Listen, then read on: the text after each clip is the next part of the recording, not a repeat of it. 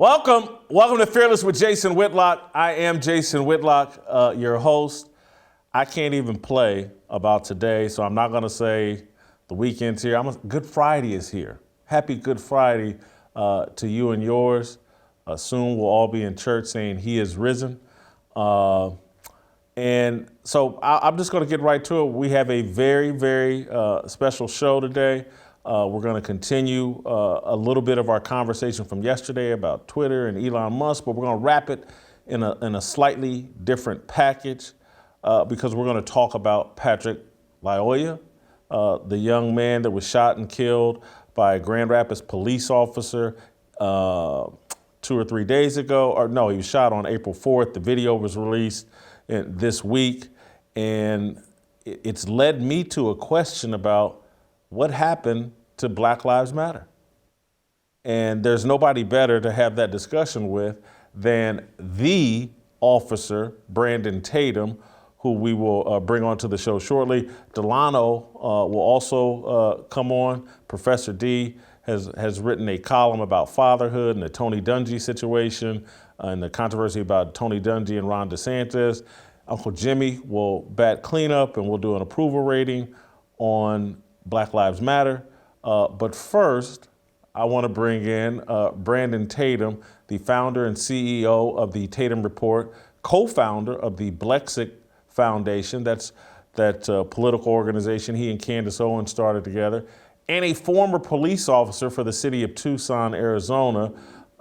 Brandon has a successful YouTube page. Brandon, again, being a former police officer, is one of the leading experts talking about police-involved shootings and Black Lives Matter and just how we've handled that situation. And so, Brandon, I want to, this Grand Rapids thing has brought me to the conclusion that Black Lives Matter is dead, perhaps. Corporate media doesn't seem to be making this big deal about Patrick Lyoya. Social media seems to be trying to avoid it. Perhaps all the malfeasance with money and all the buying of mansions, maybe the brand of Black Lives Matter has been so damaged that it's dead, or is it just on vacation? Well, I think that, and first of all, thank you for having me on. I think that Black Lives Matter went on vacation and committed suicide while they were there. Because all of the drama that have gone on between 2020 and now have pretty much shown everybody who has eyes to see and ears to hear that Black Lives Matter isn't a legitimate organization. With the fraudulent behavior that they've done with money, with Patrisse Cullors stepping down as the main co-founder, and also the investigation that's going on. They can't fundraise in California legally. They can't fundraise in many states around the country. We can, and we know that they bought mansions with money. None of these families of these Black people that have been murdered that they fundraised on have gotten any of the money. So at this point, I think Black Lives Matter is dead. However, to promote anti-police, anti-white sentiment is just as strong. Do you think Black Lives Matter will ever be resuscitated, or have they done so much damage with all the financial malfeasance and just the hypocrisy? Because I don't know if you saw this story or saw Eric Adams, the Democratic mayor of New York City. He trashed Black Lives Matter, I believe just yesterday. Like, where's Black Lives Matter at? You got all these young Black men killed in New York City, but you never hear. And when I hear a Democratic politician trying to gain traction by trashing Black Lives Matter, maybe the Democratic Party has also stepped away from BLM. The polling is so bad. Yeah, the spirit behind Black Lives Matter will last forever because it makes a lot of money for these people who are race hustling. But the actual organization is probably going to die. Yeah, Adams and all these people are conveniently saying negative things about Black Lives Matter now that it has been exposed to the world. But before, they weren't saying, they were supporting them, and they knew that they were fraudulent. So, but the spirit behind Black Lives Matter, meaning to destroy America, the Marxist ideologies that they promote, and to pit citizens against police officers, that will remain strong and it will continue. They're just going to name it something else. And I don't know what that is at this point, but they're going to find another name to name it so that their election results can go the way that they want to go. Maybe they'll name it Ben Crump's bank account matters because he's the only one that I don't think got the memo because he rushed to Grand Rapids. And so I, as a police officer, a former police officer, I want your analysis of what happened with the police officer in Grand Rapids and Patrick Lyola. Right. I think that, in my opinion, based on my training experience and what I saw from the video, I think it will end up being a justified use of force. And I want people to understand the death of a person is not associated with use of force. You either use appropriate force or not. If that person subsequently die or live has no relevance to whether or not the use of force was justified. Now, you have a gentleman that was pulled over on a traffic stop because there was, the plate didn't match the vehicle. The police told him several times why he pulled him over, asked for his identification. He never produced the ID, attempted to run, resisted arrest, fought the police officer for several minutes before the officer decided to use less lethal weapon against him, which was a taser. He fought the officer for the taser for over 90 minutes. Over 90 seconds. So he fought him for about a minute and a half. And then eventually, once he took possession of the officer's taser, the officer escalated force and used deadly force against him. Unfortunately, the young man ended up dying as a result. So I don't think it has much to do with race. I don't see any evidence of that. I don't think it has much to do with black people just getting killed by police for no reason, because he gave a police officer every reason to escalate force to the point of deadly force. And, people want to make this a thing. Benjamin Crump is out there for no other reason but to put money in his pocket, in my opinion. Why do I say that? Because it's not about justice. They know that this officer may not get prosecuted on this because it was a clear use of force situation. But they know that the city is going to pay the family. And I want people to understand this. It does not matter if the officer is guilty or not, if he was responsible or not. The family always gets paid out in situations like this because the city settles with them for an exchange of not having responsibility for the death. And people may not know that, but that's pretty much what it boils down to. That's why you see these people show up chasing the ambulance. Tell me this. That's interesting. I felt like I kind of knew that, but I don't think I understand it on the level you just explained. And so I'm going to ask a clarifying question. Let's say the Patrick kid had fired a gun at the officer and the officer shot and killed him. The city wouldn't settle in a situation like that, would they? I don't think so. So if the officer, if the person clearly was armed and shot an officer or something of that nature, then I think it would be very difficult, so they wouldn't pursue it. But if there's a situation like this where the video looks compelling for the average person to think, I don't think you should shot him in that fashion, it is easy for people to begin going down the path of suing the police department. And instead of them fighting the family, they normally just settle in court for a crazy amount of money on taxpayer dollar and walk away from it. Let me give you an example. Michael Brown's family got paid out, and that was a justified use of force. Jacob Blake's family got paid out, and it was a justified use of force. And he was committing a crime in the course of him getting killed. Now he didn't get killed, he got shot and paralyzed. So there's a few of these situations that we found where Tamir Rice's family got paid out. So it's not necessarily if the use of force was legitimate or not. They call it a wrongful death suit, which means that maybe there could have been a possibility that the person wouldn't have died if somehow the stars aligned and the officer did something different. And they normally pay these people out. But in this case, of course, you can Monday morning quarterback, Monday morning judge at any point during this. But when the circumstances that were in that situation, I believe, necessitated a use of deadly force. So, Brandon, explain to people why there are all the Monday morning quarterbacks say, why didn't he shoot him in the leg? Why didn't he shoot him in the butt? Why didn't he shoot him in the arm? Why did the officer shoot him, it seems, in the neck, head area? Why did the police officer use lethal force when, the Monday morning quarterback say he could have shot him in the arm? Right. I mean, it's just like saying, why did Tom Brady throw the bomb down the field and nobody was in sight? It's because what you don't see is that the wide receiver was supposed to run a go route and he ended up stopping it early. And Tom Brady threw it when he was going and then he stopped. And so it looks like nobody was down the field. So it's the same thing with policing. If you don't understand the process of use of force policy and how police are trained, then what you see is not going to match up to what you think. When a person has gotten to a point where you have to use deadly force against them, you can shoot them wherever you believe is going to stop them and eliminate them as a threat.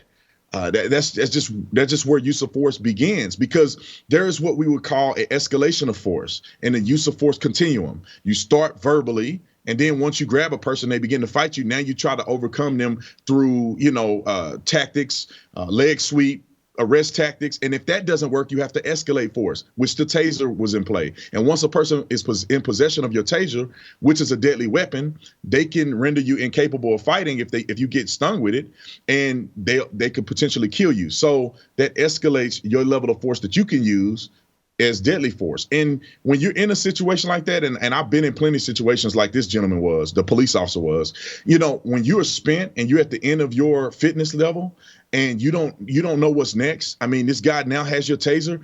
You don't have a choice to say, oh, let me just shoot him in the leg, because if he take that leg shot, turn around and tase you, you're going to be dead. And what people don't understand as well is that the use of deadly force is the totality of circumstances. So there's other people that's on the scene. His partner that's in the car with him is video.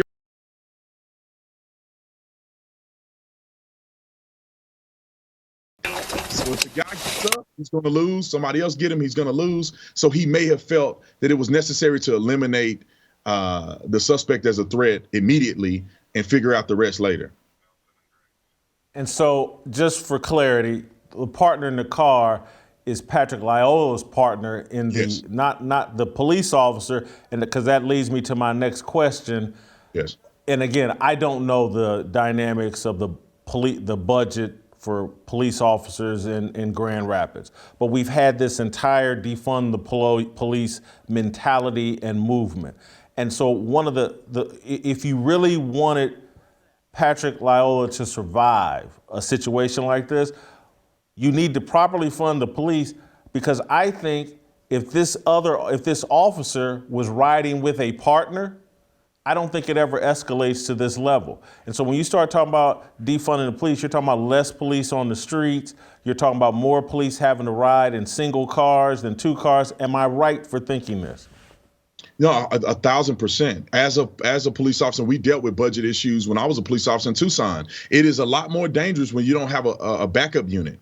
And in this case, it ended up resulting in deadly force and the officer being pretty much spent, fearing for his life, because there was nobody there to help him. And there was no indication that somebody was going to show up at any time soon. And there's two things here. I think funding the police helps in putting more police officers in the field, which would 100% prevented this, because they both could have overcame him easily. And also training officers with tactics. If this officer was proficient in jiu-jitsu and had ground game and knew how to fight better, he would have overcome this lackadaisical suspect who was out of shape very easily. But this takes money, resources, and an effort on behalf of the police department to have their officers very equipped. Somebody like me, I was a former athlete, I played football. This would have been a walk in the park for me. But every police officer is not the same. We need to allow them to have appropriate training so the guy's not dragging them around like you see pictured here. He can actually learn how to leg sweep, and he did a peroneal strike, but it didn't phase him. But if you're more proficient as an officer, you will be less likely to be in these deadly encounters. What do you think, and you've already indicated, they'll probably get some settlement, it'll be justified, it'll be considered a justified shooting. What happens, or the mentality of the police officer? I said this yesterday on the show, that I actually feel sorry for the police officer. He's in the crosshairs.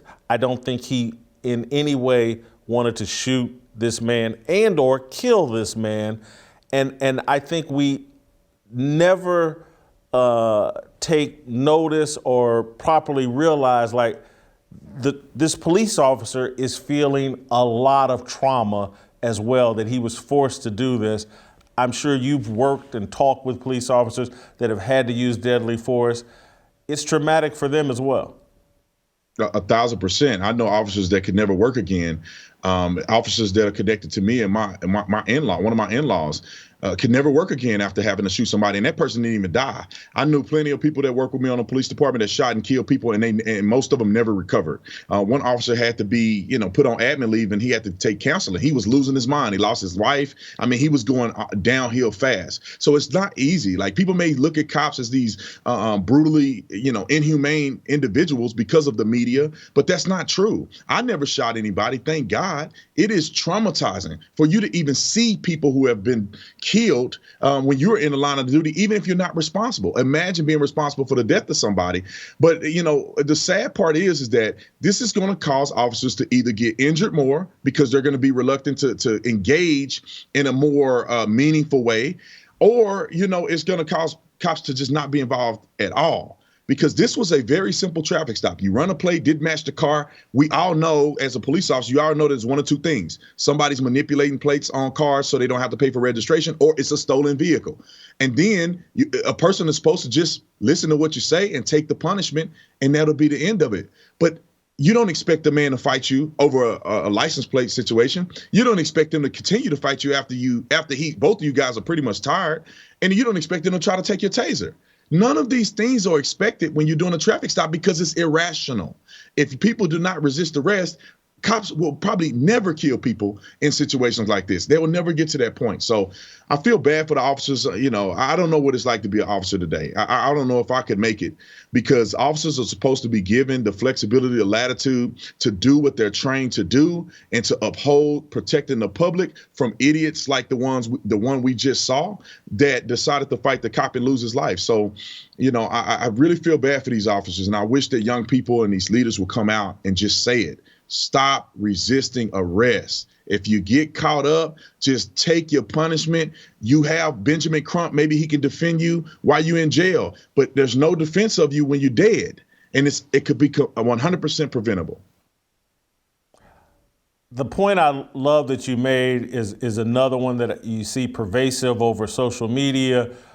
Oh, this guy lost his life over a routine traffic stop, why are they even stopping him over a license plate? But you just made the excellent point, again, about this car with these misused tags is probably stolen. Or, again, I made the argument yesterday. I was like, look, man, police aren't stupid. The guys that will commit the little crimes are also the guys that will commit the big crimes. And so if you see a little crime, you go, oh, let me pull this over and see what this is about. Who knows what outstanding warrants this person may have, or like you said, the car could potentially be stolen. And if it's my stolen car, I want the police to pull that person over. I'm sorry. Jason, let me add this. This is one of the reasons why suspicion is what it is. If you look at Patrick, I think his name is, if you look at his criminal record, he have pled guilty to multiple stolen vehicles incidents. And also he's been arrested and pulled over for other traffic violations like DUIs and also driving on a suspended driver's license. So his behaviors in the officer's suspicion match up, because people that typically act like this are involved in criminal activity. That's why when a police pull you over and you begin to act bizarrely over what would be a minor traffic stop, the police know that something else is going on here. Why? Because we have experience. I have never in my life had a person jump out of the car like that was completely oblivious to the traffic violation that they were actually a part of. The only people that have jumped out the car like that have 100% been people who have been guilty of something, trying to hide something, and then inevitably we find out through the investigation. But I mean, it matches the scenario, man. This guy had a record of doing this previously, and they're not going to tell you that the car's stolen or not. They're not going to tell you what his criminal record is. They're not going to tell you if he was on probation, which will demonstrate why he was acting this way on a basic traffic stop. He wasn't afraid of the cops. It wasn't a Black Lives Matter thing. It was because this man has a history of committing crimes. He could be deported. He could be going to prison for a very long time. That's why he became aggressive and was willing to lose his life to be freed from the police officer. Brandon, I know you're You former policemen, friends with police officers. Not all police officers are great people. They have bad days. Their wife might make them sleep on the couch. Who knows? I'm a notorious speeder, have been for years. I've been pulled over many times. I'm not bragging about that, but I've been pulled over many times. And even when I have run into the a-hole cop, my consistent level of just positive energy, I've seen it break down the a-hole cop. And I've seen, like, literally, a-hole cop got me in Los Angeles coming back from Las Vegas, and he was trying to bait me. He thought for sure I'm baby Suge Knight driving this Mercedes, and I just kept killing him with kindness. And he folded and just let me go. And I mean, he was killing me, trying to provoke me, and I just kept killing him with kindness back. And finally, he gave up and said, all right, go ahead, man, have a good day. So I know you know some cops that maybe are jerks, have had bad days, but if you give them positive energy, it breaks them. 100%, because, and let me make this very clear. There are cops that are out of control. You know, I worked with a few and I hated them. And not only did I hate them, most of the officers on the police department couldn't stand them, and they definitely didn't have a good relationship with the public. But if you are killing them with kindness, they want you to act a fool so they can react. If you don't give them a reason to react, a lot of times it's a wash. A lot of times, some of the officers that I work with that just had a bad attitude, or they walked around with a chip on their shoulder. If you start out by saying, "Why you pull me over then?" You just fed into them. Now they mad. Now they're going to try to get you for everything that they can. And I'm not saying that that's right, but as a citizen, you're responsible for your life too. And how do you make this a better situation in the area in which you can control? All you got to do is say, hey, officer, hey, man, thank you for your service. You know, play the game. We play the game and everything else in life. There's a strategy in everything else in life, in sales, in doing an interview for a job. And all of a sudden we get to the police and we act like, oh, we don't have to have any composure or have a strategy. When you talk to a police officer, not saying that they won't give you a ticket, be kind. Yes, sir. Yes, ma'am. I wouldn't admit to a crime, but you don't have to fight them and you know you were speeding. You know, if they say, you know how fast you were going, you don't have to tell them how fast you were going. You just say, I'm not familiar, sir, but I'm sorry, whatever. Give your driver's license, stuff like that. Be kind to them, because police deal with the worst of the worst every day, all day. And if you are kind and generous to a police officer, you are going to affect a police officer in a positive way, where they say, well, man, you know, this person is decent. Like, thank God. I'm going to give them a warning. You know, if you are a-hole, you just bind into everything else they deal with, and they can't wait to prove you wrong. So do your due diligence in putting your best foot forward. And if they act a fool, then, hey, you can sue them, or, you know, whatever you got to do. One last little strategy that I employ, and I'm trying, because it's almost like we can't have these conversations about how to deal with the police. But again, being a notorious speeder, as soon as I see those red lights flashing, I get over to the side of the road as quickly as possible. To me, the longer you make them follow you, the more suspicious they become. If you're off to the side of the road as soon as possible, they like, well, he ain't trying to swallow the weed. He ain't trying to hide nothing. He's just pulling over. And then before they get my hands out the window with the license, before they even get out of their car. And so I'm trying to put this officer at complete ease as soon as I can. And I just don't understand why if Black lives really mattered, we would be giving Black boys, men, people this kind of advice. Yes, 1,000%. Do a ride along, people. Go do a ride along with your local police department, and you can see when you pull a person over on a traffic stop, it is very dangerous, and you don't know what's going to happen, especially during the nighttime. People have complete blacked out windows. I remember when I used to pull people over, I used to always fear that somebody's in the back seat and they're going to shoot me through this window because I can't see anything. And I don't know, these people could be running be fugitives from California. They could be just, you know, cartel members with 100 kilos of drugs in their car. Like, you don't know. So there's always a heightened suspicion, and there's a fear that goes along with every traffic stop you do. But when people roll the windows down and they're friendly and they pull over like they're supposed to, there's a meter of suspicion and angst that a police officer have, and that begins to be diminished the more that they feel like this is not a person that's going to run from me. This is not a person that's trying to hide drugs and it's going to kill me. This person has their ID. It's not a stolen vehicle. Like, it begins to calm you down. But as people escalate, either they wait a mile before they pull over. You're like, okay, all these things go through your mind. Is this a stolen vehicle? Is there somebody in the car kidnapped? Is this person going to get into a shootout? You know, all of these begin to escalate. And then you keep the windows up and they go talk to you, say, roll the window down. Now you're being combative. All of these different scenarios that cops have been through and have also seen that have turned deadly, now it's heightening their suspicion. So it's easy, man. Play the game.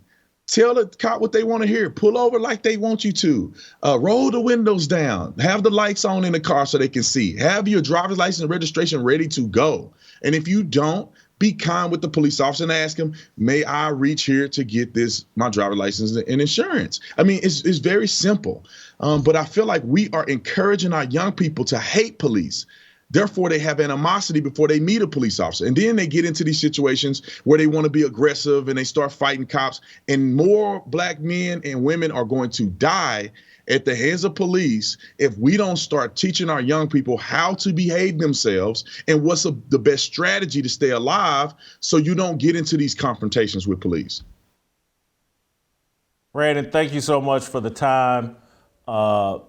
Are you still involved? Is the BLEXIT movement still going on? You still involved with that as well? I know you have a very successful YouTube podcast show, The Officer Tatum, I believe it is, if you go to youtube.com, The Officer Tatum.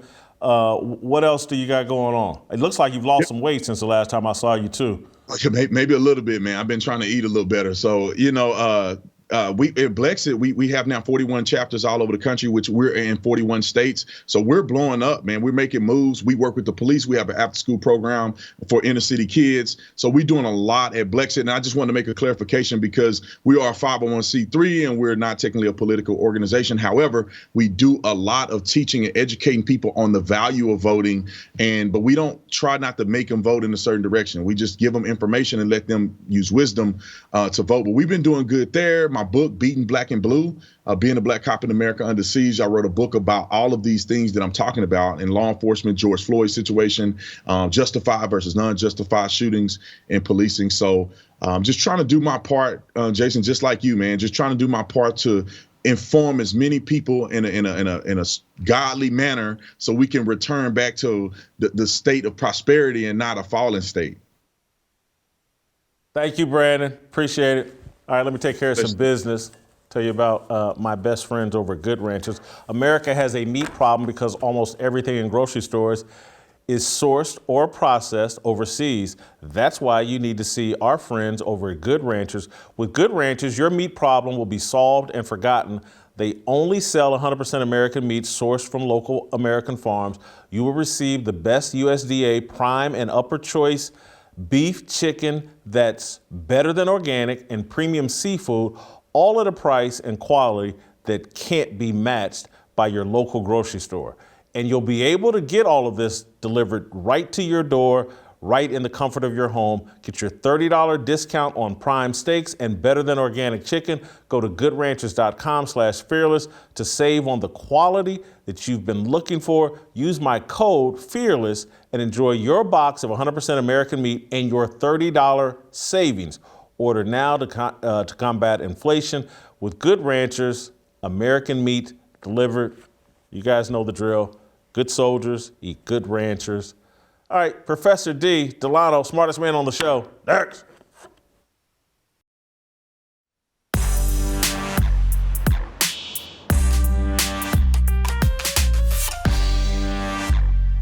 All right, welcome back. Time for the show to get smarter. Time for Professor D, Delano Squires, to join us. He's written a column off of Peg to the Ron DeSantis initiative, the governor of Florida, providing $70 million in funding to promote fatherhood and support fathers. Tony Dungy attended the signing of that initiative at the Tampa Bay Buccaneers facility, and social media was upset. How dare Tony Dungy be pictured with a Republican governor who's supporting fathers? It's crazy. Delano, can you make sense of it? He tried to in a column today. Explain the gist, the point of your column.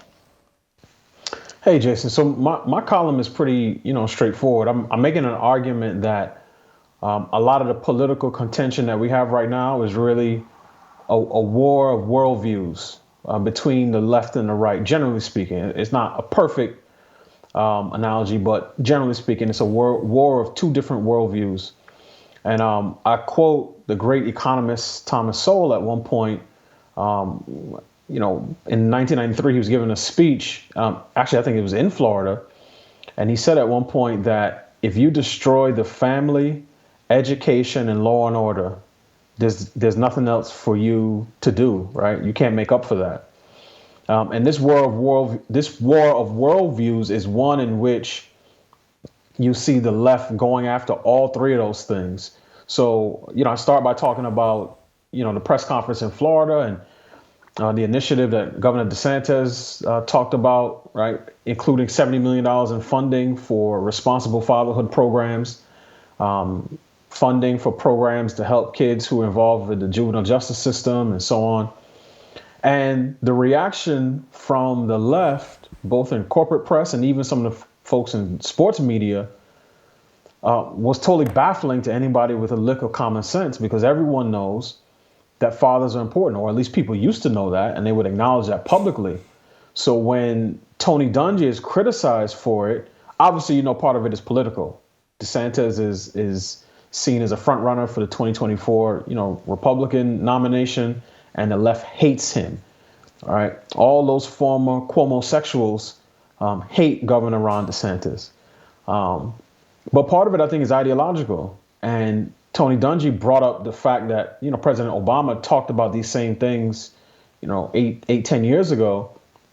But the dirty little secret is, even at that point, the first black president was criticized whenever he talked about the importance of marriage, the nuclear family, fathers, fatherhood, family structure. The only criticism he would ever get when he did that was from his left, including people like our good friend, Professor Brittany Cooper, Melissa Harris Perry, Michael Eric Dyson. So it was all of those types who said talking about fathers and fatherhood and family in that way takes away from the structural changes that are needed in our country, because to them, marriage and family is about personal agency and personal responsibility, and the left hates that. Right? They're all about systemic and structural change. Now, the funny thing is, the only structure that they don't want to talk about is family structure. But it's clear at this point that one of their sort of key constituencies is obviously, women. And that's one of the reasons why they hate talking about anything that empowers men, because they've been selling the lie that if you empower the woman, you empower the society. But we've seen what 60 years of matriarchy has wrought, particularly in the black community. The other thing is, it's just like the belief that money solves problems or is better than a father. And I just reject that, because I didn't grow up with a lot of money. I did grow up with two very supportive, involved parents, mother and father, even though they were divorced. And I just, the things that my father instilled in me, the foundation and support my mother gave me, is what has propelled me to a better life. And I'm thankful we didn't have a lot of money.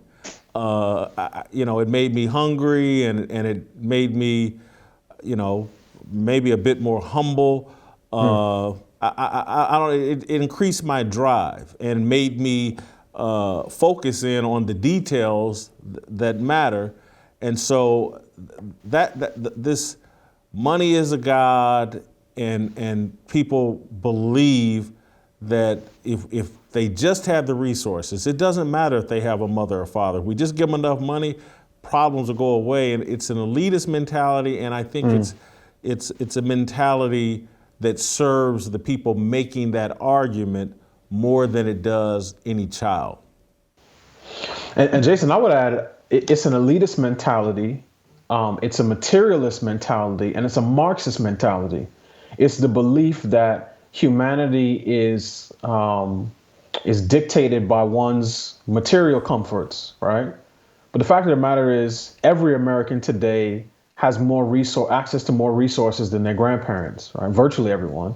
But we have a lot less concern and regard for one another and for the dignity and inherent worth of each other's lives than we did in generations past. So I reject this notion. And I saw people, online, I think Jamel Hill said something to this effect, like, fathers are important, but what about, families who may be cash strapped or struggling, or what about this or what about that? But at the end of the day, and I've said this to people I know, I'll ask them the question, well, if you had to choose between, if you had to say which of the two people is more likely to catch a serious criminal charge, right? Your garden variety gangster rapper after he hits his big contract, or his working class cousin who goes to church every week, which one would it be? Would it be the guy who's making $40,000 a year as a bricklayer? Or would it be the guy who just signed a big deal and has, fancy house and fancy car? Because I could tick off, Jason, I could give you more rappers from Brooklyn right now who've caught serious, sometimes federal charges. Guys like Bobby Shmurda, Tekashi 6ix9ine, Casanova. And I can go down the list of Snoop Dogg was once, on trial for murder, Suge Knight. So it's not the money. The materialism does not lead to morals. And that's one of the things that I think right now we have completely backward in our culture.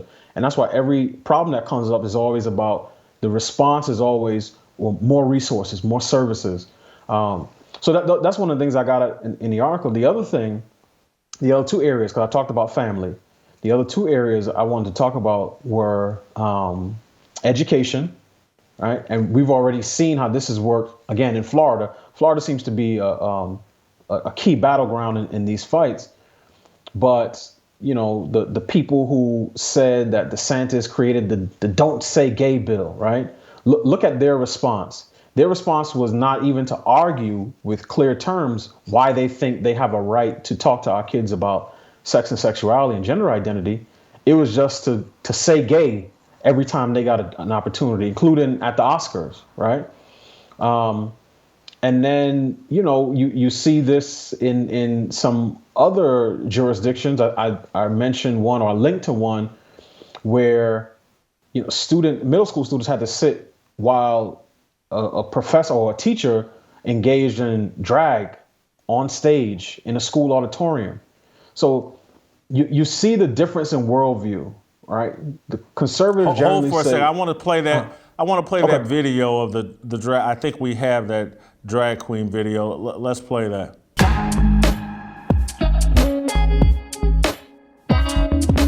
That reminds me of, and I don't want to distract from your point, but libs of TikTok just got off suspension from Twitter, and they put out these types of videos just expose. Here's what the leftists are saying. Here's what they're doing in their own words, and Twitter shut them down.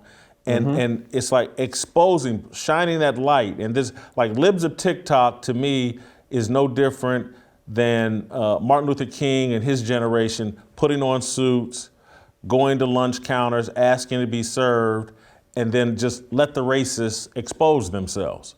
Right. And putting that in front of people, and then you can see their immorality, their inhumanity, and it's a great tactic. And again, I think that's what Libs of TikTok was doing, and that's why these types of columns that you're writing, it's just like, you're just putting it in people's face. This is what they stand for. And they seem to be bothered, and they want to mischaracterize what it is Ron DeSantis and these guys are doing, because it's not a Don't Say Gay bill. It's a, hey, K through 3, we're not going to be talking to these kids about gender and sexuality. We don't want you imposing your values on young kids. Let me throw the ball back to you. I mean, you're exactly right. I mean, the difference in worldview couldn't be any clearer, right? So we talked about family, we talked about education, and then the last one, and this goes back to your previous guest, Officer Tatum, is about law and order, or as Royce Watkins would put it, peace and order, right? Where Royce White, excuse me, as Royce would put it, peace and order. So when you see in the summer of 2020, all of these Democratic politicians, large corporations, entertainers, athletes calling for the defunding of police departments across the country, even as cities are going up in flames, right? That should tell you that the two sides are not operating, they're not playing on the same playing field. They're advocating for two totally different things. Now, fast forward 2 years, and now every Democrat politician, including the president, is saying, no, we need to refund the police because all of these ideas have consequences. You can't think that you can undermine law, order, stability, and think that there will be no consequences. And Jason, we see time and time and again, who is it that pays the consequences? It's low-income people, it's working-class people who are disproportionately black folk, right? When the murder rate went up, or the number of murders or homicides went up 30% between 2019 and 2020, that was largely on the backs of black and brown folks. So if you go to New York City, between blacks and Hispanics, it's at least 96% of homicide victims are minority. In Philadelphia, over 90% black. In Baltimore, 96% black. So these are people who, again, got themselves hooked up with an organization like Black Lives Matter, who told them that the key to liberation is to abolish the police. Black Lives Matter made out with the bag. They moved to an all-white neighborhood, bought up all the mansions, and they left all of us, stuck in chaos and dysfunction. So it's at the point where the differences between the two camps are crystal clear. And then one other part that I think brings this out more than anything, and I say this in the column, is just the difference in how the left reacts to any restriction on abortion, right? The Democrats used to be a party of safe, legal, and rare. Now they're the party of shout your abortion. And they use black folk as the face of this. Every time you hear them talk, they'll say, oh, these restrictions will disproportionately impact low-income women of color. And they've sold us through their puppets in media, people like Joy Reid, they've sold us on the idea that fewer black children born into this world is a source of liberation and freedom. And that black people who are really conscious and really pro-black should want to kill 1/3 of their offspring. And it's at equal parts hysterical and ghoulish when the prospect of more children being born causes you to reach for these crazy analogies about Nazi Germany and the Handmaid's Tale and all this other nonsense. It just shows that once people stop worshiping or even acknowledging God, right? Once they elevate politics in the state, the moral order starts to decay, and then from there the social order decays and right behind it. And I think that's really what we're going through right now. And you can see it if you have eyes to see and ears to hear. Well, I want to pivot and let you go on this note. Circle back to my conversation with Brandon Tatum.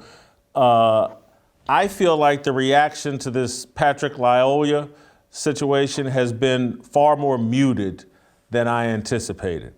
And it makes me ask the question, has Black Lives Matter done so much damage to his brand? Has it been exposed as a grift and a money grab so bad that it is now dead? Or do you think it's just gone on vacation and it will resurface at some point? I think the Black Lives Matter organization, the one founded by Patrisse Cullors and Alicia Garza and April Tometi, is dead. I think they're no longer a political player. I think the sentiment behind them in terms of police and prison abolition, which is carried forward by people from, Colin Kaepernick to pick your garden variety local activists. I think that sentiment is still there. I do believe that part of what fueled Black Lives Matter in 2020, obviously, everybody saw, George Floyd's death and his last 8 minutes of life, but it was also an election year, Jason. And there was nothing more important in 2020 than getting the Orange Menace, Donald Trump, out of office. The left was willing to do anything in order to make that happen. And they were willing to get into bed with BLM to accomplish that goal. Now the problem is they got into bed with BLM, and politically speaking, caught an STD. And since then they've been trying to distance themselves from that organization because they know how toxic and dirty they seem to the rest of the public. So I think you'll continue to see people, call for fewer police and fewer prisons and the abolition of both. But I think because this is not an election year and because the current president is a Democrat, you're not going to see as much hot, fiery rhetoric because it was advantageous in 2020 because it was both an election year, and to the extent that you could say the American project is racist and white supremacist, you could look at Donald Trump as, the avatar for that. But they don't want to hang that on Joe Biden's around his neck.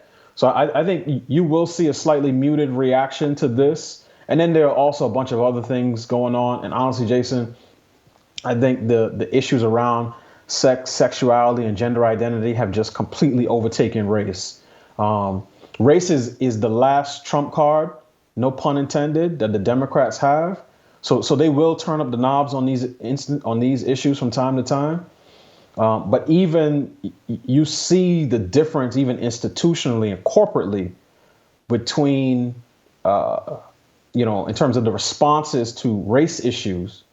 So for instance, think about the states that wanted to pass anti-CRT, quote unquote, laws. Yes, there was some public commentary around that if you read the New York Times and the Washington Post. But you didn't have large organizations or corporations like Disney saying, "Oh, we're going to put up money to repeal laws that get rid of CRT." But when it comes to sex, sexuality, and gender identity, oh yeah, they're going to put their money where their mouth is. And part of it is because due to a lot of the left's ideas, the black population has stayed stagnant at 13% for pretty much the last 50 years. So the left is going where the people are. And Jason, I don't know if you've seen that there was a graph going around that shows the increase in LGBT identity by generation. So baby boomers and so on and so forth. This generation, it's about 1 in 5 people identify as part of the LGBT community.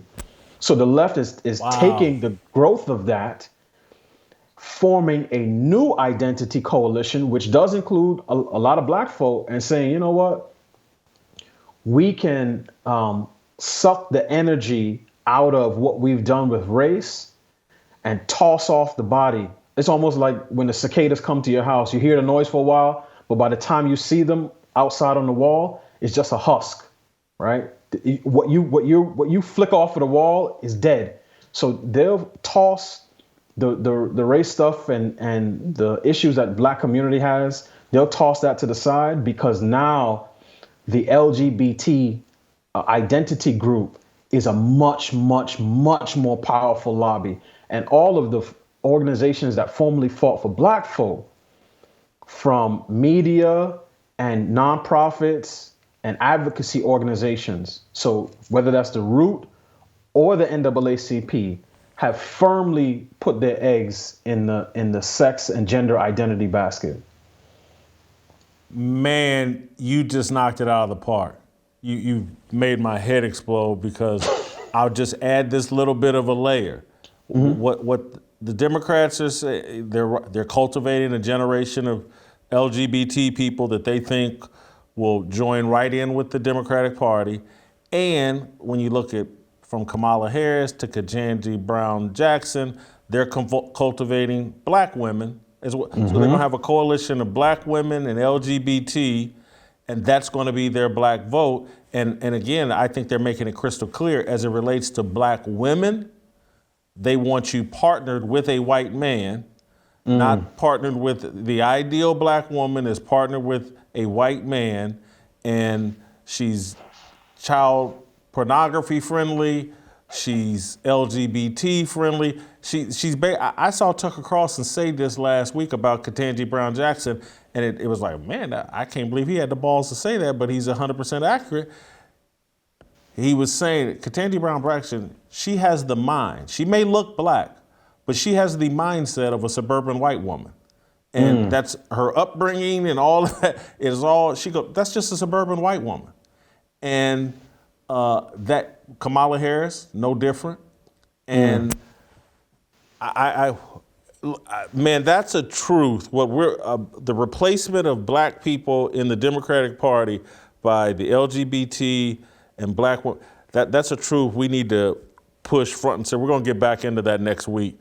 If you don't write about it, I'm going to write about it. Go ahead. No, I was going to say, so Jason, this harkens back to my column last week, right? Where I talked about the entanglement between black feminists and white liberals and that interracial relationship. And that's true. And this circles back to where we started in this conversation. It puts men, heterosexual men, Christian men, black men, outside of that alliance. And I think more and more men, and particularly black men, are starting to wake up and say, look, we opened up this marriage. It's not working because now these white liberals look at me as if I'm a joke.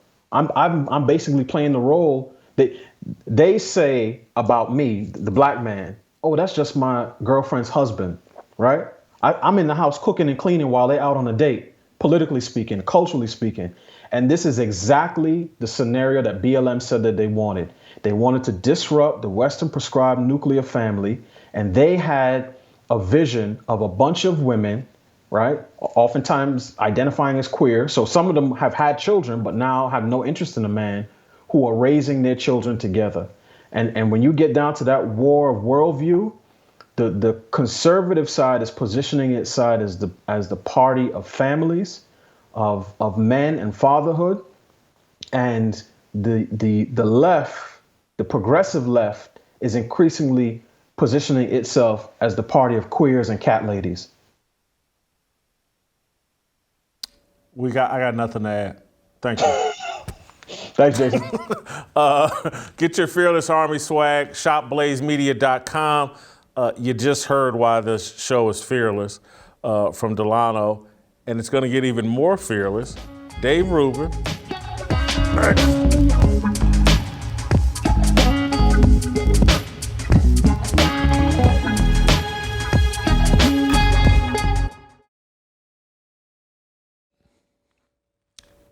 All right, welcome back.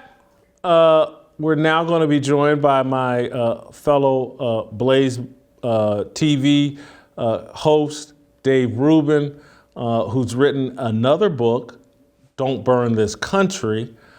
Dave is also a native New Yorker, so I want to talk with him about his book, want to let him promote his book, but I also want to talk to him about the events in New York this week and get his take as someone who grew up in his early years in Brooklyn and in the New York area.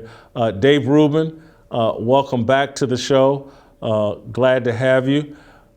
You've written another book, Don't Burn This Country. And so give me the brief summary. What's the point? What are you trying to convey with your latest book? Well, Whitlock, it's always good to see you. And I think that the summary of the book is that if anything that you and I have been doing over the last couple of years was working, I wouldn't have needed to write this book. But unfortunately, the woke continue. They continue to march and march and march, and we can mock them and we can expose them and we can show that everyone that they're hypocrites and all that stuff. But it's not enough. And that really is what this book is about. This book is about how do we separate from these people? How do we build new things? How do we build a parallel economy? How do you take your life back into your hands? How do you start thinking about your life in a new way and not do all of the old stuff that got us into this problem? So in many ways, it's a how-to book. We almost put how-to in the subtitle, but then it felt a little Home Depot-y to me. So we didn't go that way. But really, it's about thinking about the world a little bit differently. You got to give the woke credit. You may not like what they've done, but they've accomplished an awful lot in destroying so much of what we all knew was good and maybe we all took for granted. And this is how do you fight back? And part of fighting back, perhaps, is just separating from these people. When you say separating from these people, what do you mean? I've actually talked to some very rational people that think like we just need to split the country in half. That's not what you're suggesting in this book. Well, I mean it more sort of intellectually, but I mean it a little bit physically as well. And actually, I'm open to those conversations in terms of what is the United States. We have to at least discuss it still. You know, we were set up as a federalist system that the states were supposed to be far more important than the federal government. That's what the founders intended. And that really is a very sane system, because then you have this ongoing experiment. Hey, if you like high taxes, go to Cali. If you like low taxes, go to Texas. If you want abortion, go here. If you don't want abortion, go there, et cetera, et cetera. So there's an experiment running where you can actually track where people live and see if they move to places that are congruent with their lives. I am not saying that the United States should not exist, but I do think we are coming to a time very rapidly, and perhaps we're there already, where we do have to discuss what unites us at this point. So, as you mentioned, I was born in Brooklyn. I grew up in New York, and then in 2013, I moved to California, lived in LA for about 8 years, and now I live in Free Florida. I got to tell you, in the 3 months since moving to Florida, I feel like I live in a different country. You could tell me I'm living in a different hemisphere and I would believe it. The lifestyle is so profoundly different. The people, the attitude, the energy is so different here in Miami than compared to Los Angeles. So we're taking, you know, the two big metropolitan cities of those states, you know, on polar opposites of the United States. It's so 180 different that what is it that unites us at this point? If the woke want Cali, and if they want New York, and by extension, you get Jersey if you get New York, and you probably get Connecticut, and they want some of these places, and then we end up with Florida and Texas and Tennessee and, you know, a bunch of other red states. I'm not saying we should be at war with these people, although they'll want war with us, but we can actually live in a way that just takes us back to what our founders said 200 years ago. The states should do most of the stuff. The federal government has very limited things that it's supposed to do. Make sure that we have national security, make sure the states aren't warring with each other, interstate commerce, et cetera, et cetera. But at this point, we have this giant albatross above all of us, and it's a huge problem right now. It's a huge problem. What would you say to the people that would argue like, well, hold on, Dave, you didn't like California, you moved to Florida, you love Florida. Why wouldn't you say the system is working? That Florida, Tennessee, I moved away from California 2 years ago to Tennessee. I love Tennessee and it's working much better for me. What do you say to people? Well, the system's working. States are uniquely different and you have the opportunity to live where what fits you. Yeah, well, to that extent, they are working, and that's a beautiful thing. The issue, I think, is what's coming next, which is as we see these migrations. So California lost something like 200,000 people last year. They're on track to lose another 200,000 this year. Florida, Texas, and Tennessee is where most of these people went. And for the record, I did consider Tennessee, and I did consider Texas, but Florida was right for me and my family. The issue is that as the red states thrive, because that's what's going to happen. I mean, Florida is exploding right now. Nashville, Tennessee, the Dallas area, well, all of Texas, all exploding because people are going there. The problem is that as the red states continue to thrive economically, culturally, and everything else, the way that our whole system works because of the federal government, the blue states are going to want more and more and more. In other words, the red states aren't going to really want anything from the blue states. You know, they're going to say, hey, okay, we're doing our thing here. We're just fine. Florida's Florida. You know, get off my back in Texas. Leave me alone in Tennessee.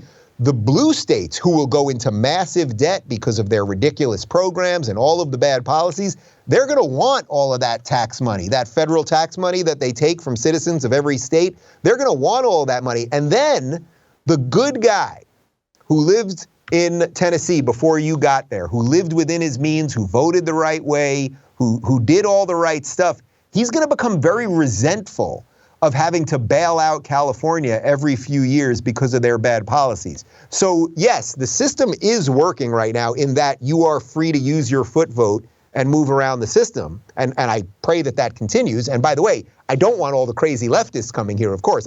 It's funny, when we got here, I have a dog, I'm walking my dog around. Anytime a neighbor says hi to me, or I usually go up to the neighbors to say, hey, I'm new here, I make sure to say the same thing to everybody. I say, just so you know, because I'll say I'm from LA and they always kind of freak out. I say, just so you know, I am here to keep Florida, Florida. I am very clear about that, because otherwise what you're going to do is you're going to get what's happening in Austin, Texas, where you get this huge influx of blue state people, and then they start turning the city blue, and then you have all the problems again. Austin has a homelessness problem and a bunch more right now. So, Dave, I got to ask you this. You're gay, you're married, you're going to be a father. Governor Ron DeSantis is in the crosshairs over his alleged Don't Say Gay bill, parental rights debate in Florida. What do you think about the way that this DeSantis bill is being unpacked to the public as some sort of initiative against gay people? I know you are a religious man, so I will not curse, but I will say that the narrative around this thing is pure BS. This has nothing to do with Don't Say Gay. Oh, you mean bullshit? Did you mean bullshit by BS, or did you mean? Were you talking about Bill Simmons? Oh, go ahead. The narrative around this thing is complete and utter bullshit. That really is the truth. This thing has nothing to do with being gay. You could have just as easily, if the meme makers who spread the ideas around our society would have been honest, they could have just as easily called it the Don't Say Straight bill, because you would not want a male teacher at a public school to sit down privately with a 6-year-old girl in first grade and talk about gender identity or sexuality privately with her and then hide that conversation from the parents. So that goes across the board. There was nothing about gay in this. The word gay is not in it. This is Bill HB 1557. This is about transparency in education. And Jason, everyone in their right mind knows that you should not be discussing these issues with someone else's children. Everyone knows that 6th graders, this is about kids that are in K through 3, 3rd grade. Everyone knows that they are not thinking about these things. I just went to my 6-year-old niece's birthday party here in Miami. It was at an art place. They're playing with slime and shaving cream and paint. These kids, the idea that you would say something about gender identity to these little kids is so psychotic. But the media, as you know, lies about everything. This has nothing to do with coming for gay rights. This has nothing to do with homophobia. As a matter of fact, Jason, 2 weeks ago, I was invited to dinner with Governor Ron DeSantis and his wife. His wife immediately congratulated us on having kids. And guess what? I don't have it in my studio right now, but then a package arrived to my house about 3 days later, and it's 2 onesies, because we're having 2 kids. It's 2 little baby onesies. It says future freedom voter on it with Ron DeSantis' name on there. These are not homophobes. We can have an honest discussion, as you and I have had many times before, about religious liberty versus secular marriage and all that kind of stuff, but that has nothing to do with this. This is about, are you going to let state employees indoctrinate kids? And that you could just as easily be saying this is about straight indoctrination from a straight teacher to a young child as it would be a gay teacher. So they've lied about everything completely and utterly. Put a pin in that one. So, Dave, as you pointed out, I am a Christian. I have a biblical worldview. On this show and on other Blaze platforms, you've been a topic of discussion since announcing you were having kids. We had a discussion here on this show. Delano Squires, a guest, contributor, wrote a column. I think Allie Beth Stuckey put out a video. I have certainly said some things and believed some things that, probably aren't consistent with your values. I'm not a proponent of same-sex marriage. What I am impressed with, and I want to know, is just how comfortable have you been with coworkers of yours and peers of yours discussing your private life and voicing opinions of dissent? How have you felt about that? And I think it's very mature of you from afar, and I think it's what it represents. A lot of what conservatives believe, that we can engage, we can disagree while remaining respectful of each other. Well, that's it right there, man. I mean, look, I know we have some disagreements, and does that potentially put a cap on our friendship in a certain respect? It probably does. That really is the truth. I know we have a mutual respect and a working relationship, and I love when you come on my show, and I think you like when I come on your show. But there probably Definitely. At some level is a cap there that just exists. And by the way, that's the same exact thing that I've said to Ben Shapiro. He's an Orthodox Jew. So he holds the same position that you do. But Jason, I don't think I'm king of the world. And I don't think my life and my decisions get to supersede someone else's life and someone else's decisions. So you are entitled to your religious liberty. I am not forcing you to marry a man. I don't think you're forcing me to marry a woman. There is a further discussion here related to the conflict between individual rights and some level of traditional values and the family. I had that conversation for about a half hour with Glenn Beck. It's a type of conversation that you could have for 5 hours a day for many years. But I would say this, which is what I said to Ben Shapiro when I had him on my show years ago about this, well before I was having kids, that my hope is that although I am not here to convince you to believe anything that you do not believe, my hope, Jason, would be exactly what I said to Ben, which is that I hope that we remain friends and colleagues for another 50 years. And when we're rolling into our 90s, that we've remained respectful the whole time and everything else. And perhaps by me living a good life and you living a good life, or let's say the best lives we can live, or something roughly around that, that the proof will have been in the pudding all along, and that whatever differences we have actually may not matter that much. So that's the best that I can do. But I would say just one other thing, which is that most of this that I got was love, truly. Even for the difficult conversations, this isn't the easiest thing to talk about, right? Even for that, I don't sense I'm sitting here in horrific judgment from you. I know, I've talked about this with Glenn privately in his home, so it's not as if we don't break bread together and discuss these things and a bunch of other private things that I wouldn't bring up, publicly. And that's what it's all about, right? We talk for a living. We're trying to work through some stuff. I can say it authentically, man. I love you, Dave, and I don't pass any harsher judgment on you than I pass on myself for things that I believe I've done and do that are sinful. And so I love you, man, and appreciate you coming on the show. You're always welcome on the show. I do plan to be friends with you for as long as we're on this earth together, because I respect you. And I hope you respect me despite my whatever flaws you may think I have. You know that I do. It's, we don't even have to say it in a way because we do this. It's always respectful. And the funny thing is that, guys like us, we ended up doing this, but it's like we could talk about basketball for 20 hours and have a better time than doing this kind of stuff. Maybe basketball isn't that relevant these days, and you know my feelings, and I think it's your feelings too about what's happened to the NBA and professional sports as a whole. But there's so many other things that link us all as human beings, as imperfect creatures, and it just, life goes on. Let me move we us got to bigger one. fish to fry, man. We really do. Let me move us to a bigger list fish. of problems. My distaste for New York and the environment that they've created there, I'm arguing and suggesting to people, and this is why I wanted to have you on, that this Frank James situation, along with COVID, I think has done some real permanent damage to the brand of New York City. I don't think it's going to be easy to recover from. I think that city has marked itself as lawless and is run by people who think they're God and think that they can control the liberty and freedoms of others. I think Frank James may have fired a fatal shot into the brand of New York City. It's tough. You mentioned I was born in Brooklyn, spent my first couple years there. Then I grew up in the suburbs in Long Island, but my grandparents lived in New York City. I spent my whole childhood going to New York City. And then I lived in New York City, in Manhattan, basically for most of my adult life, from about 1999 until 2013. And then I moved to LA, as I said.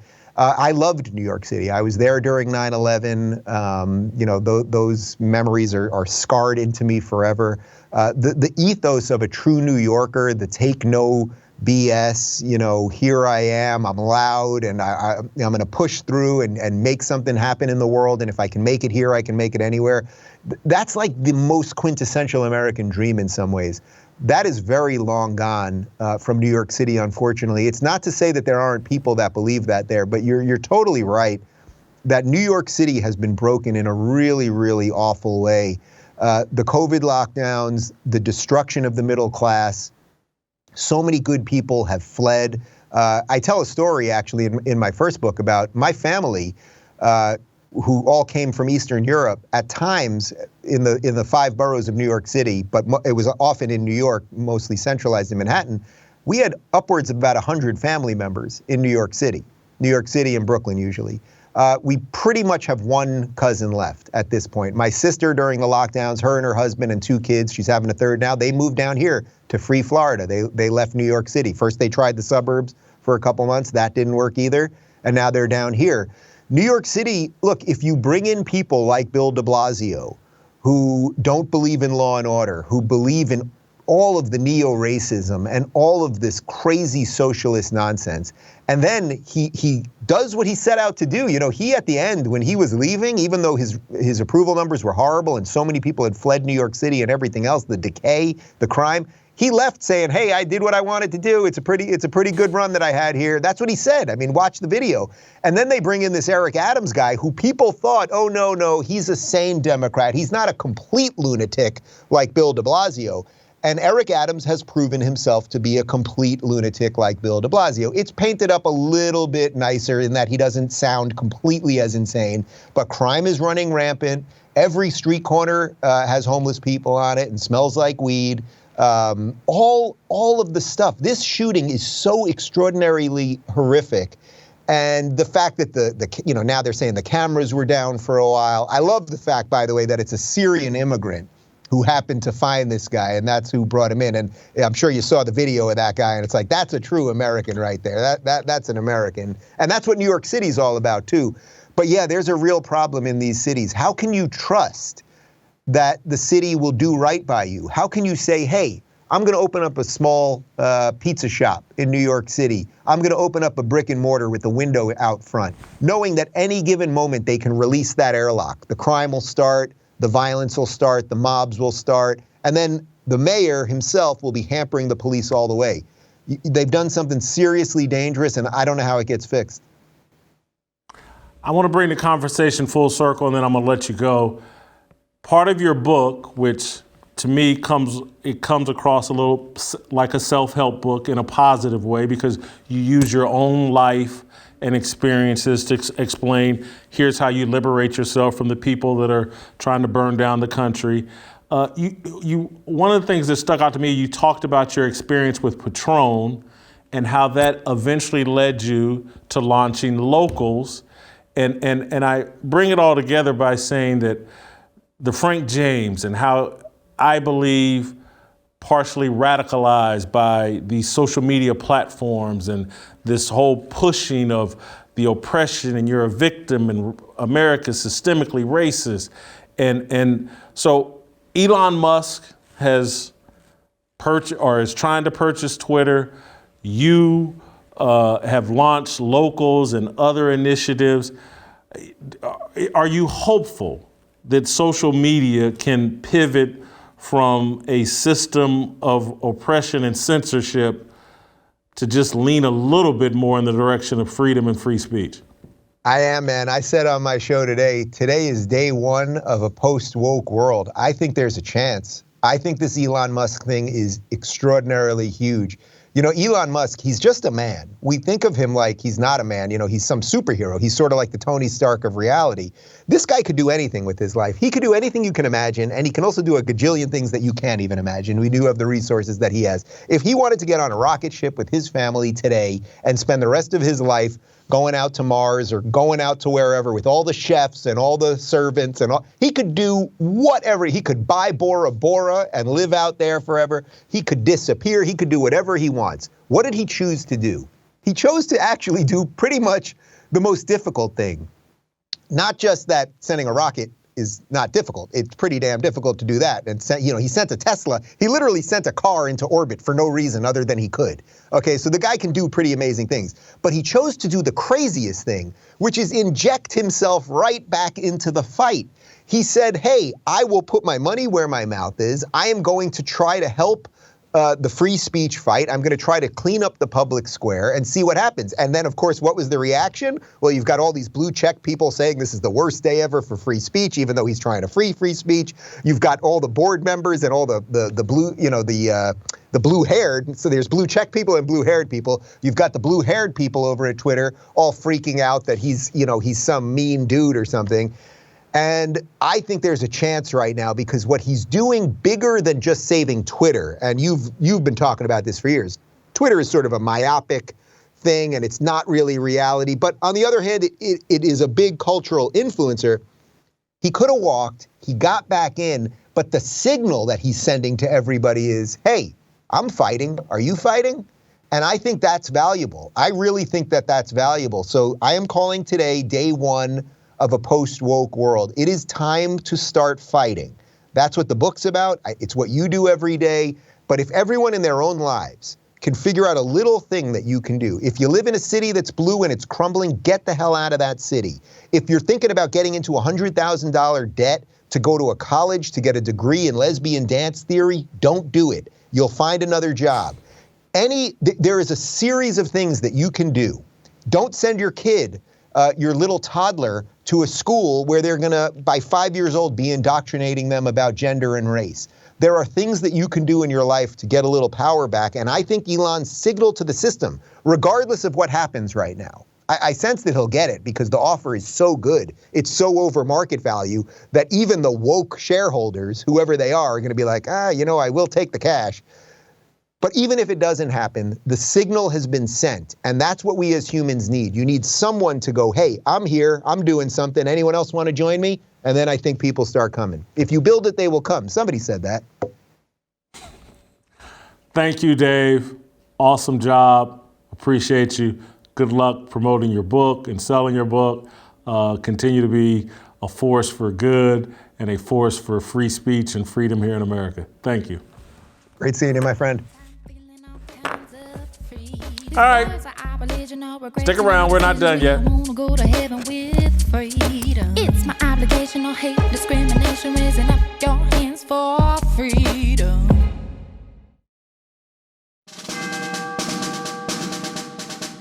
We must exist in a state of man glorious, as we are protected by the red, the white, and the blue.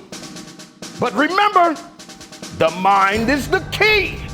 The fearless soldier pledges to place God first and foremost in his everyday endeavors of life. We, the fearless army, are one nation under God, indivisible, with freedom and a belief in the American dream. The men bold enough to join our movement comprise what we like to call the New Dream Team. We are leaders of our families, our churches, and of this nation. We reject the seeds of division that are planted by corporate media misinformation. We affirm that all men are created equal and are endowed with inalienable rights, which are granted by our Heavenly Father. We are bound by honor to accept God's challenge, to take the flag and lead, to cherish, to protect, and to nurture the life of our unborn seed. I am a fearless soldier, so shed no tears for me. I am not a victim. I am the man that God made me to be. Amen.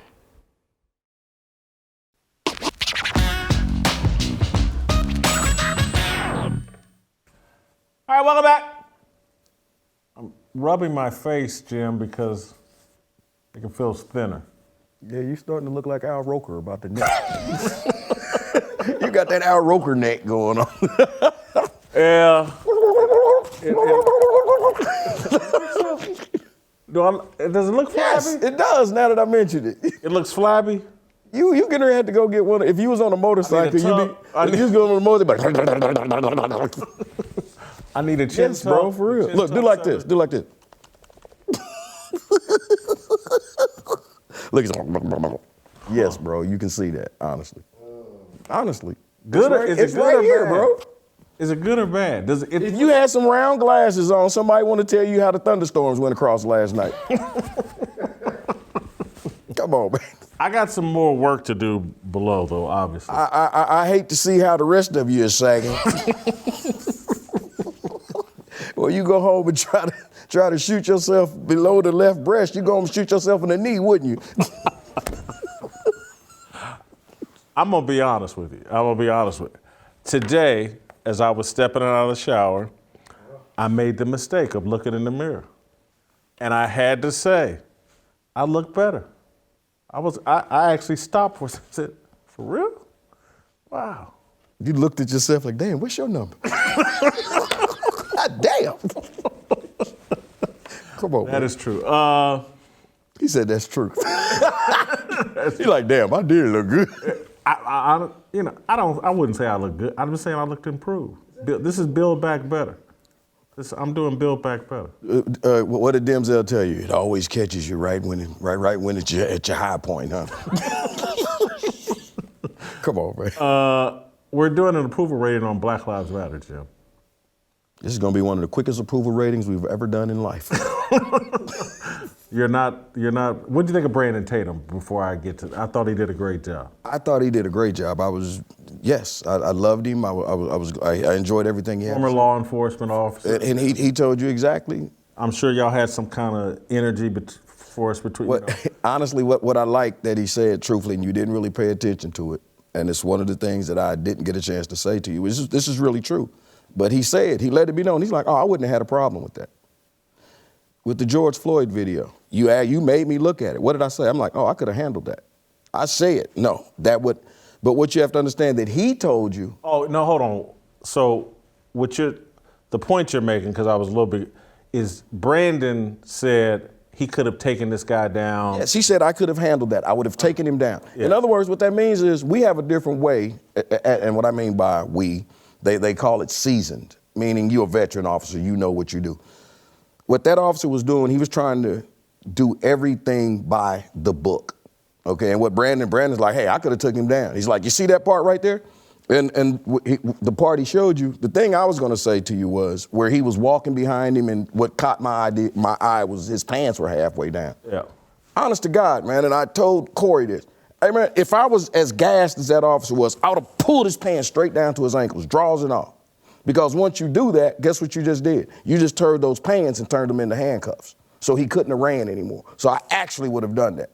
I told you when I watched that video yesterday, as soon as he got out that car and I told him twice, get back in the car, I would have told him one more time, he didn't get back in the car, bam, he's on the ground. I'm done with this, and he'd been alive today.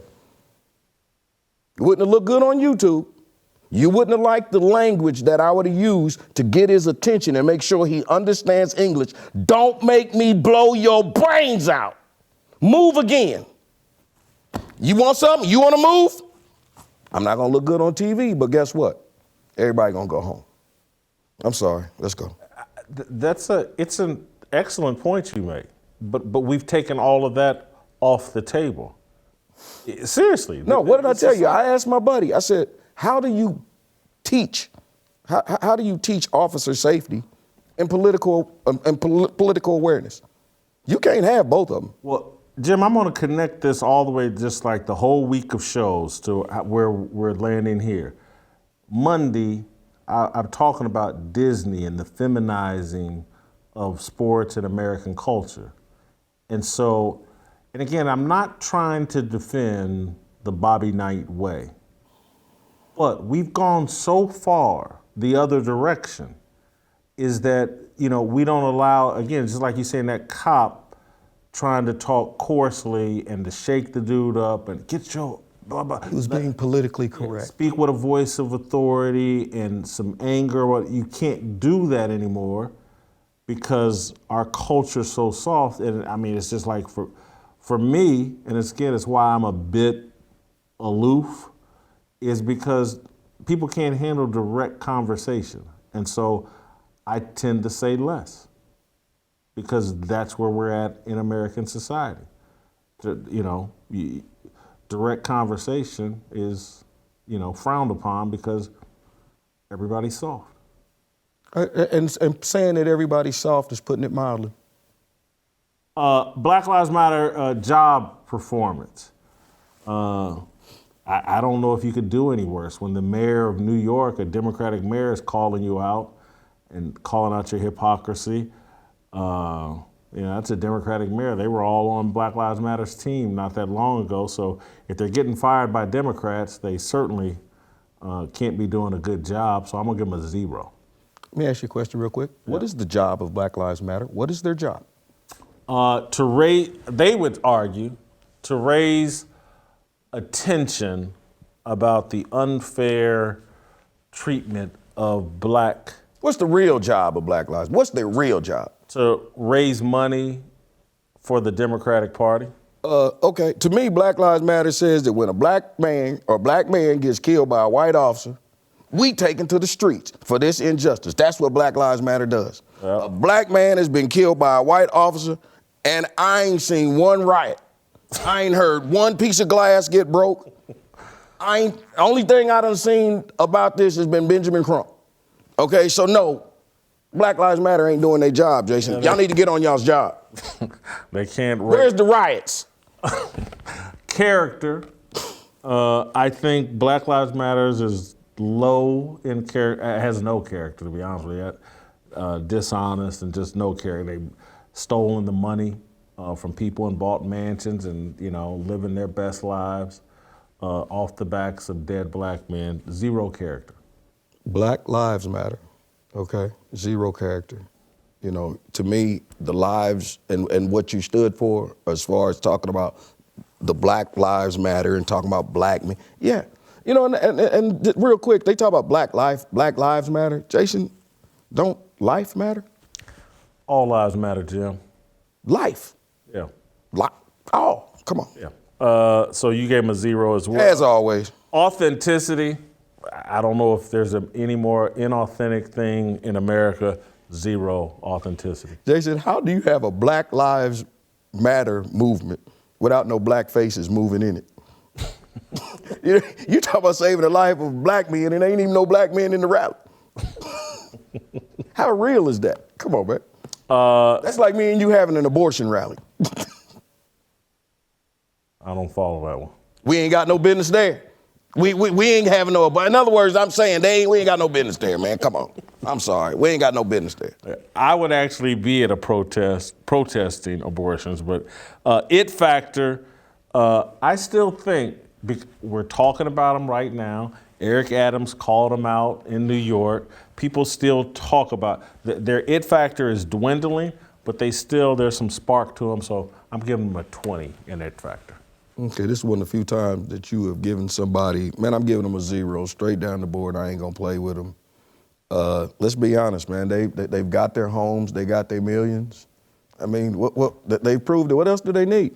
I tell you what they do need. They need another slogan, because now, I guess black lives don't matter. I guess now they're gonna be like, trans lives matter? Pretty much. Jim, I'm trying to do the math. If you carry the 1 and carry it from your over your you came up a 0. You gave him a 0. That's kind of high. Just did the math. I gave him a 20. We both have them at dumpster fires.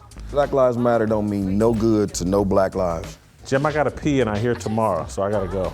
I gotta go. I wanna be, I just want. I want free.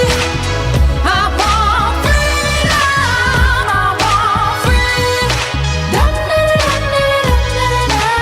I want free. I want freedom. I want free.